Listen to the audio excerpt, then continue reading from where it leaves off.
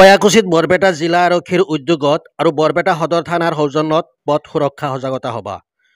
বৰ্তমান সময়ত সঘনাই সংঘটিত হোৱা ভয়াৱহ পথ দুৰ্ঘটনাত পতিত হৈছে বহু লোক। দুৰ্ঘটনাৰ পৰা নিজকে কেনেকৈ ৰক্ষা পাব পাৰি সেই সন্দৰ্ভত আজি সন্ধিয়া কয়াকুছি বজাৰত বৰপেটা জিলা আৰক্ষীৰ উদ্যোগত আৰু বৰপেটাৰ সদৰ থানাৰ সৌজন্যত পথ সুৰক্ষা সজাগতা সভা আয়োজন কৰা হয়।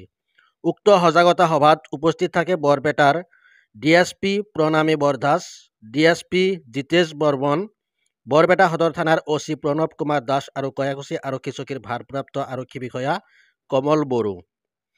আমি পুনৰ কৈছোঁ, কয়াকুছিত বৰপেটা জিলা আৰক্ষীৰ উদ্যোগত আৰু বৰপেটা সদৰ থানাৰ সৌজন্যত পথ সুৰক্ষা সজাগতা সভা। বৰ্তমান সময়ত সঘনাই সংঘটিত হোৱা ভয়াৱহ পথ দুৰ্ঘটনাত পতিত হৈছে বহু লোক।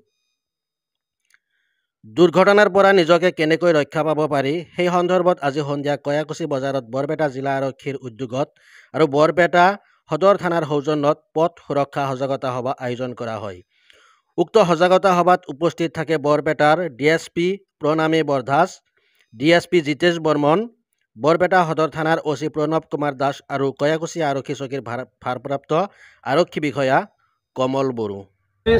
আমাৰ বৰপেটা সদৰ আৰু কয়াকুছি আউটপোষ্ট ফালৰ পৰা আমি ইয়াতে আয়োজন কৰিছোঁ।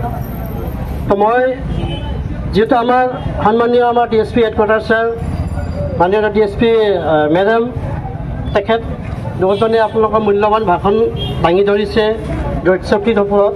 তো মই বিশেষ একো ক'বলৈ নাযাওঁ, মই এইখিনিয়ে আপোনালোকক অনুৰোধ কৰোঁ যে আপোনালোকৰ জীৱনটো হৈছে মূল্যৱান। আপোনালোকৰ জীৱনটো আপোনাৰ ঘৰৰ পৰিয়ালৰ কাৰণে, আপোনাৰ ল'ৰা ছোৱালীৰ কাৰণে মূল্যৱান। গতিকে আপোনালোকে যেতিয়া ঘৰৰ পৰা সুস্থ শৰীৰে হয়তো চাকৰি সূত্ৰে, ব্যৱসায় সূত্ৰে বা বিভিন্ন কৰ্ম সংস্থাপনৰ সূত্ৰে আমি আজি কেইদিনৰ পৰাই এই সজাগতা অনুষ্ঠান বিভিন্ন ঠাইত কৰি আছোঁ। ইয়াৰ উদ্দেশ্য হ'ল যে বিভিন্ন অঞ্চলত আমাৰ গঞা ৰাইজক এই পথ সুৰক্ষাৰ সজাগতা আমি সৃষ্টি কৰা, আৰু সেই অনুষ্ঠান আজি দ্বিতীয় দিনা চলি আছে আমাৰ, যাতে মানুহে সজাগ হৈ থাকে, আমাৰ যিখিনি ট্ৰেফিক ৰুল নিয়ম সেইবোৰ মানি চলে, সেই বিষয়ে সাধাৰণ ৰাইজক অৱগত কৰাই আমাৰ উদ্দেশ্য।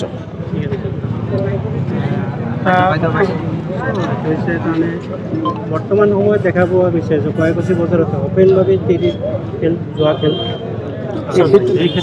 এই বিষয়ত মই পিছত জনাব পাৰিম কি চলি আছে। বিষয়ে মই আহিছিলোঁ, কথা পাতিলোঁ, তাৰপিছত মই কি আছে এই পিছত জনাব পাৰিম। মই হয়তো আমাৰ ছাৰে এটা কথা উল্লেখ কৰিছে যে আমাৰ যিখিনি কয়াকুছি বজাৰত যিখিনি এই যিটো জাম হৈ থাকে গাড়ী, সেইটো কাৰণে আপোনালোকৰ ফালৰ পৰা আমি যিমান দূৰ সহযোগিতা কৰিম, আপোনালোকৰ ফালৰ পৰা কেনেধৰণৰ?